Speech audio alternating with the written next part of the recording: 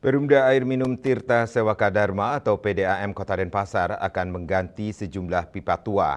Penggantian pipa ini menggunakan kerjasama pemerintah dan badan usaha atau KPBU. Saat ini proses KPBU masih dalam tahap penyusunan studi kelayakan atau feasibility study.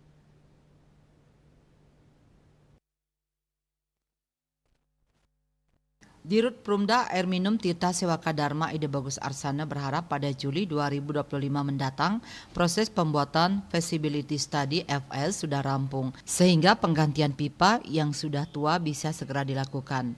Sasaran proyek ini adalah PDAM bisa memberikan pelayanan berupa air siap minum kepada masyarakat.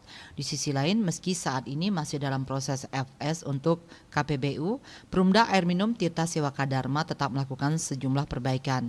Pihaknya merencanakan pemasangan pipa serta pembangunan reservoir di Sanur dan Padang Sambian.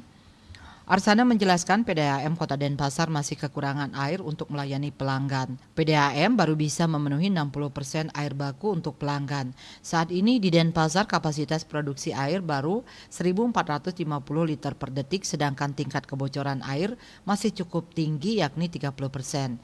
Pihaknya juga membeli air di Spam Penet dan Petanu milik UPTD Pengelolaan Air Minum Provinsi Bali.